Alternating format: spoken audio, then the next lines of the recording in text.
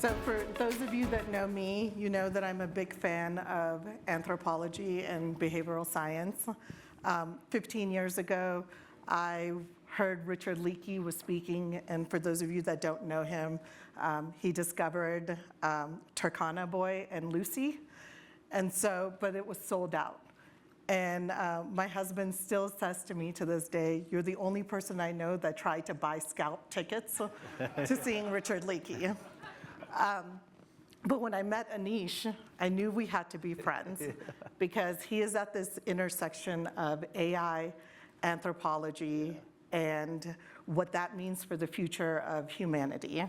Yeah, I would say a big chunk of my job as it relates to humans at work, which is what I spend all day, all night thinking about, is economic anthropology, which is actually the easiest part because we can look back tens of thousands of years and have some sense of what humans have done at work. The other part is economic futurists, and that's much harder, as we heard today, because of how much we don't know. The great Nobel Prize winner said, predictions are hard, especially about the future. But as we think about all this, what I think about most, Jeff Bezos has a line where he's often asked, what do you see changing the most in the next 10 years? He says, what I'm not asked enough is what won't change over the next 10 years.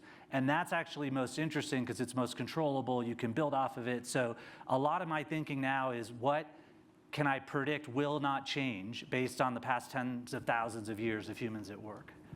That's great. So Aneesh, you have had an amazing career, Fulbright scholar, Obama speechwriter, doing policy for Newsom and Obama, CNN correspondent, and now you're in a new role. And we've seen the emergence of chief AI officers that are really focused on technology. Yeah. Now we're seeing this emergence of your new role, which is Chief Economic Opportunity Officer. Yeah. So tell me what that means. Yeah, and I hope, like we've seen sustainability, there'll be more economic opportunity roles, but really more opportunity roles focused on the people part of whatever an organization is about. So the story of this role, again, my career makes no sense. Total squiggly line career, war correspondent, speechwriter, growth guy, policy campaigns, end up here. So I am someone who doesn't believe that job titles are like real or someone who hasn't had a career that built for this. The story of this role starts about a year ago where the conversation about AI was everywhere all at once, and I was noticing one of two things. Either humans weren't being mentioned at all, the conversation was entirely about AI, its capabilities, all the things that AI could do. Very little, if nothing, about human capability. And then if humans were part of the conversation, it was based on a defeatist view, a diminished view of our capabilities as a species. The question that kept getting asked, either explicitly or implicitly, was what's left for humans in the age of AI. So in February, I did an opinion piece in the New York Times that essentially flipped that question on its head and really called on us as humans at a species level to start asking what's possible for humans in the age of AI, not what's left. And so that led to this role, and for the purposes of today, I'd say 3 convictions are behind it that matter to all of you. All of that sort of push that I had to do to what's possible, I was incentivized to do it because I work at LinkedIn. LinkedIn is, if nothing else, a platform of humans. We're 1 billion people now. We're in 200 countries and territories. Where the species goes, we go. So I was wired in a way that my brain isn't wired. It's wired towards fear and anxiety. I was wired to push through that because I wanted to still be working at a LinkedIn that was still a business. And so the 3 convictions, one, and Celine mentioned this earlier, we have no idea what humans are capable of. We have no idea what humans are capable of because we have no idea how our brain fully works. The 3 things that I think fuel some of the greatest things that humans have done, curiosity, compassion, and creativity, we don't know how and why we do that. What we do know, which is the second conviction, is that the world of work has asked very little of humans over the millennia. For tens of thousands of years, we were in a goods economy. Physical ability was largely at the center of it. For the vast majority of humans, they tilled the field, they fastened on the assembly line. It's only been, since the Industrial Revolutions, a couple hundred years ago, the past few decades, we've had this knowledge economy, intellectual labor, but for most people, even part of that is sending emails and sitting in meetings all day. Work has asked so little of us as humans that we've taken that in, as we can only do so little, which is what's fueling a lot of the fear. And so the third conviction leads to the role, which is my job every day is to make LinkedIn's vision, which is to create economic opportunity for every member of the global workforce, a reality in our time. That is a brazen, crazy task to assign oneself, both because every member is a crazy amount of people, and the labor market, and we can talk forever some other time, has always been broken in terms of matching in talent and opportunity. One of the least transparent, least dynamic, least equitable, least efficient markets that humans have ever created is the labor market. So we got to fix it for everyone, and let's do it in our time, not down the line. But I think it is imminently doable because AI is going to cause us to change every system around economic opportunity, education, employment, and entrepreneurship. Every system that has been broken from the start because of how it was built is going to have to change. And if we can bring a pro-human view to how we change it, we are going to see levels of human innovation and achievement that are unmatched compared to what's happened up till now. If more humans are able to bring more of their skills and more of their creativity and curiosity and compassion to bear against the big challenges of our time, from climate to healthcare to education, but also into all these new businesses, we don't know what's coming yet in terms of human capability. So you talked a little bit about the fear around AI. Yeah. And I think that fear exists both from a jobs perspective as well as the ethical AI perspective. Kind of what historical parallels can you draw from the fears surrounding AI today and concerns from previous technological revolutions? Yeah, there are 4 stages to change as it relates to humans at work when we see technology push us into a new era. First, disruption hits. Second, jobs change. Third, new categories of jobs emerge. And fourth, we suddenly find ourselves in a new era for our economy. Before AI, before the internet, before electricity, before the steam engine, there was the printing press in the mid-1400s. When that emerged, it was disruption first. The scribes' guilds literally tried to destroy printing presses when they saw them. The church said it was witchcraft to have machines putting words to paper, not human hand. We know that the printing press led to jobs changing, new jobs emerging, entire new businesses emerging, new era for our economy, but also, by the way, it led to the Enlightenment. It led to the scientific revolution, learning at a scale humans had never had before. So those are the stages. And so we should keep that in mind because we've seen disruption. We have data with Microsoft, 75% of global knowledge workers are using AI at work, so it's here. Only 39% have been trained on AI at work because it's actually employers that are lagging. The employees are the ones leading the way. We know jobs are changing. Our data shows 68%, almost 70% of the skills for the average job will have changed by 2030. Everyone's job is changing in this room by the day into an entirely new job.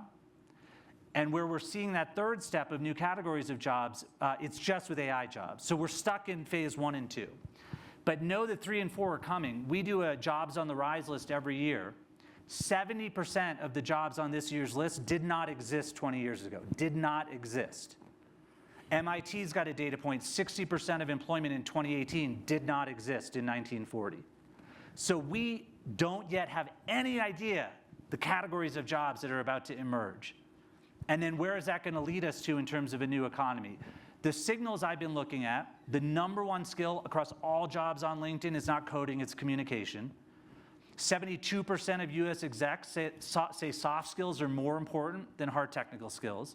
If you think about the capabilities of AI and the knowledge work, we're about to see work prioritize people skills and people-to-people collaboration. And so in the op-ed, I say what's coming after a goods economy of tens of thousands of years, after a knowledge economy of a few decades, is a relationship economy. And that is something the labor market has never built around. And that is something the systems around economic opportunity have never built around. Because at the core of that is EQ. And guess what? For a long time, we were prejudicial about EQ. We said, don't let it get in the way of reason. And then for a century, we've built entire systems of teaching, training, credentialing around IQ, and very little on EQ. But very soon, in the way that we have a nuanced understanding of what different types of coding are, we're going to have a nuanced understanding of empathy in related to sales at a mid-sized company and empathy for a first-line, employee. That's a lot of work from here to there. So history repeats. 2 things are different about this moment. First, we've heard about today the capabilities of AI, unlike anything we've seen. communicate with it, can adapt, counsel. That's a neutral thing. That's neither good or bad. The second thing is a good thing. The labor market has never been as agile as it is today. So when disruptions hit before, years, sometimes decades pass between the disruption hitting and the systems around the labor market adjusting, how we taught, how we trained, how we hired and promoted. In that messy middle, humans at work were generally in a state of chaos. They were laid off without new jobs. They had little agency.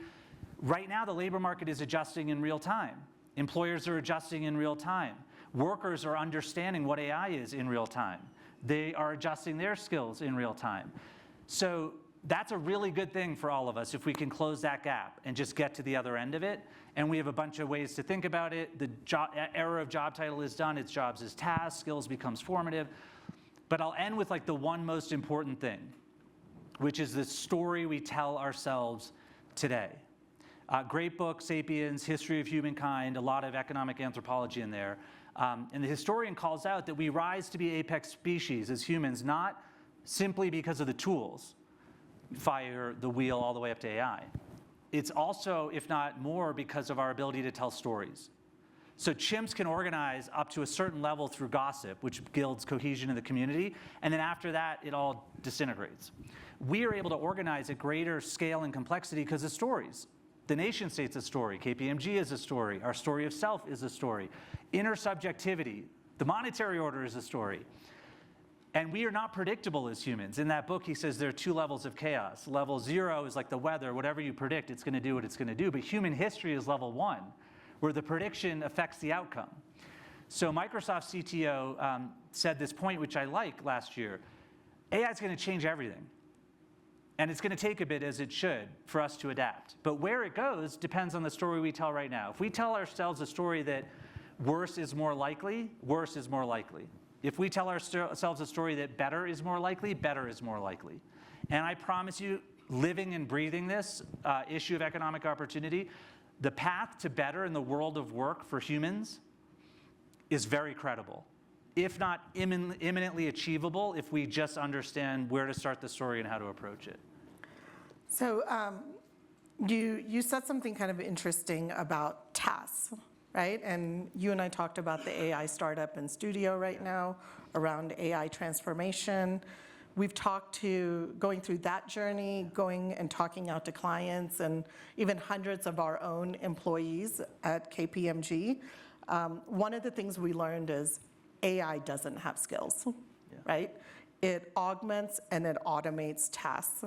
And a client came to me recently and said they wanted to build an army of AI augmented employees, right?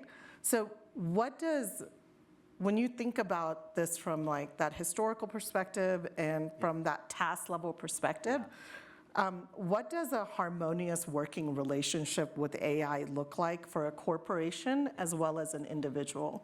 So let me first say that I think we get caught up in vernacular and definitions right now at a moment where like, don't worry about what terms I'm using, just see if directionality is there for you as you get the point. Same with data.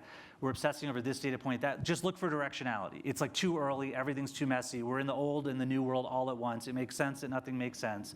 So what I explain, like, hopefully it lands as a point, but like, don't let the vernacular distance you.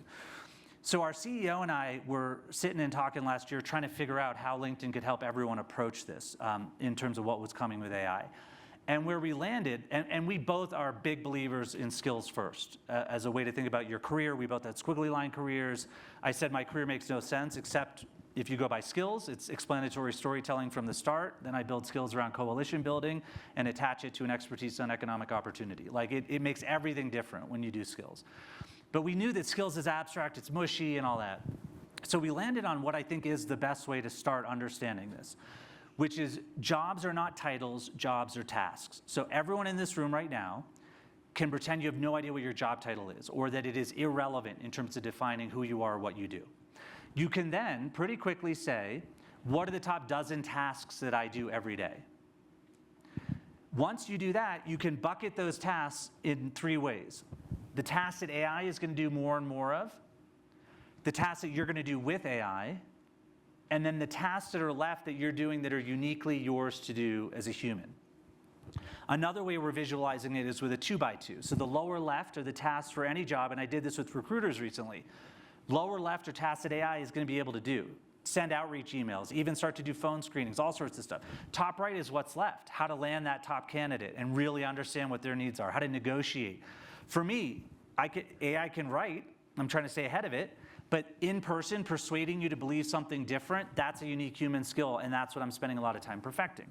So once you do that, you realize there's a bunch of stuff that if you're heavily in the first category, like time to upskill, and in our New York Times op-ed, we call out 96% of a software engineer's tasks are either currently or very soon able to be done by AI. As we talked about, doesn't mean they disappear, but their job changes dramatically. You're already seeing Goldman and others say, I want a philosophy degree with that CS degree when I hire, because I need this engineer to be able to think about the moral ethical framework, to be able to communicate out to customers or others why we're doing what we're doing. So you got to move if you're heavy in that first one. The second one, what's amazing about AI is it's natural language. So you don't need to go learn technical skills to engage with AI. That second bucket is really what are the AI tools related to your function or job?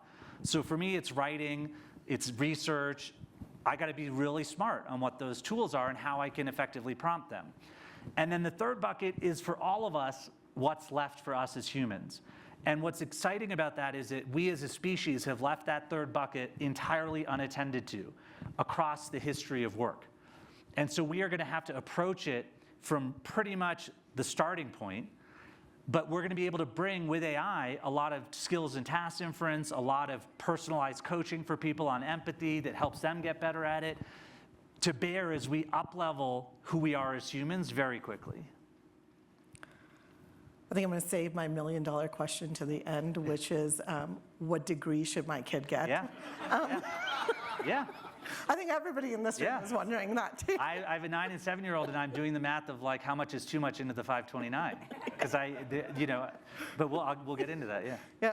So Salim earlier talked about the pace of change outpacing our ability to educate. Yeah. That's a scary thought, right? Yeah. Because education and innovation are really what make us the superpower. How do educational institutions, even learning companies like LinkedIn and corporations need to evolve to meet this AI-driven future? I mean, so again, I start with the status quo is broken and nothing we should do should keep it in place. The labor market, everything around it, it's just broken, broken, broken. One big part of that is what we as humans think about learning is totally broken for two reasons. First, we have all assumed that the goal of learning is to get all of us to reach our potential. Remember, that's like the tagline always, we'll help you reach your potential. That tagline presupposes that we all have in us a genetically predisposed level of potential that if learning does its job right, you reach.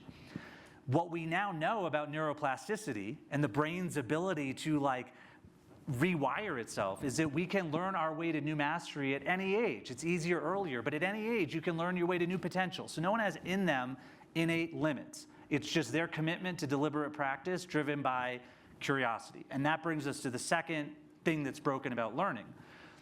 Learning is something that for most people they want to do and be done with. We've conditioned people, like basically the Industrial Revolution's hit and we put this massive wedge, if not a full break between curiosity and learning. And learning becomes entirely largely about employability, which is increasingly technical tasks, but it is something you do in order to do something else. And when you're done, you're done. Like that last degree is like you don't want to do it again. And when you have it again at an employer, it's force-fed learning on something for compliance sake. So most humans are down on learning. AI is going to push us to where, A, we're going to realize that we can learn our way to new mastery because we're going to have to, because that's how we're going to get paid and promoted and how companies are going to succeed. Because I really think human ideas are the new code, human energy is the new data center for the smart companies that are asking and investors asking about the human capital plans. But your competitive edge is going to be if you've started to fuel your learning with your curiosity. Because while humans are down on learning, we're all curious about things all day. Sports scores, fashion, whatever it is, we do feed our own curiosity. So we will have to reassign curiosity to learning for the sake of businesses doing well and people doing well, and that's going to be an incredible thing for learning. Then we're going to have to figure out how we get learning in a nano-learning way, learning where people need it, the ability to learn in a way that grows your career alongside company growth. The person I think about most are CHROs right now. because I think they are the new CTOs and the next CEOs, because I think talent, not tech, is how companies are going to win, because tech's about to become ubiquitously available with AI being buildable through AI. Yes, CS degrees will be there and all that, but they also, CHROs, are going to have to get really smart really quick on big, gnarly questions they haven't considered before around organizational design, organizational psychology. You're going to have flatter orgs. You're going to have blurred lines between functions. You're going to have very few middle managers, so most managers managing tons more people, having to be a coach.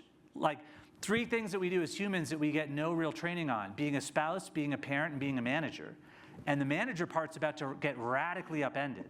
Because for most managers, they just know how to manage people's tasks, and that's not going to be part of that job. They're going to have to manage people's energy. They're going to have to, a sports coach doesn't teach you how to dribble the ball. They teach you how to bring everything you've got into a team dynamic. Most managers aren't going to know how to do that. Most HR teams aren't built to coach managers on how to do that. So one signal I'm looking for is the smart HR orgs, the HR business partner, the recruiter, and the learning and development specialists are starting to blur. And you should have one person assigned to like a product team who, like a guidance counselor, is with you when they hire you, with you as you build your career there. Maybe is coming from product management into this because they have a pro-human view they want to bring. But that's the space I think that's going to see a lot of disruption.